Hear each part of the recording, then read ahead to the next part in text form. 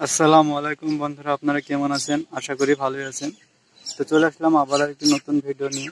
তো আজকে আমি এই ভিডিওটিতে আরজে মেডিকেল হাসপাতালে যে ঘটনাটি ঘটেছে সেটা নিয়ে কিছু বলতে চাই। তো সর্বপ্রথমে আমি আমাদের মাননীয় মুখ্যমন্ত্রী মমতা বন্দ্যোপাধ্যায়কে এটা বলতে চাই যে দেখুন, কোনো ক্রিমিনালি লুকিয়ে থাকতে পারে না। প্রশাসন চাইলে মাটি খুঁড়ে হলেও তাকে খুঁজে বার করে। তো আপনার কাছে আমাদের একান্ত অনুরোধ, আপনি যত তাড়াতাড়ি সম্ভব প্রশাসনকে চাপ দিয়ে সেই সকল খুনিদেরকে বার করুন। তো বন্ধুরা, আমাদের এদিকে বিভিন্ন জায়গায় বিভিন্ন মোড়ে প্রচুর পরিমাণে আন্দোলন চলছে। তাদের একটাই দাবি, যারা অপরাধী তাদের সাজা হোক, তাদের এতটাই কঠোর থেকে কঠোরতম শাস্তি হোক যেন ভবিষ্যতে এই ধরনের কাজ কেউ করতে সাহস না পায়।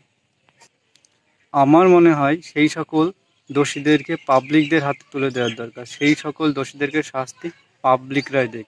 এত পরিমাণে কষ্ট দিয়ে তাদেরকে মারা হোক, ভবিষ্যতে কেউ যেন এই সকল কাজ করার সুযোগ না পায়, তাদের গা যেন শিউরে ওঠে।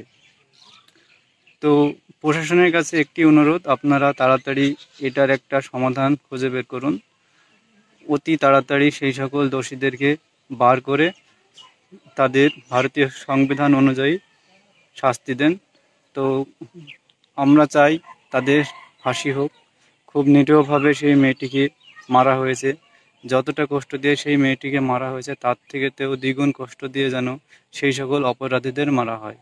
আর আমার যে সকল ভাইরা আন্দোলন করছো, তারা অবশ্যই আন্দোলনটি চালিয়ে যাও। এই কারণেই আন্দোলনটি চালিয়ে যাও, ভবিষ্যতে আমরা যদি এখন এই আন্দোলনটি থামিয়ে দিই এবং সেই সকল অপরাধীরা যদি কোনো শাস্তি না হয়, তাহলে ভবিষ্যতে এই ধরনের আরও অপরাধ আমাদের চোখের সামনে ভেসে আসবে। তাই আপনাদের কাছে একান্ত অনুরোধ, আপনারা এই আন্দোলনটি থামাবেন না যতদিন না আসল প্রকৃত অপরাধী শাস্তি পায়।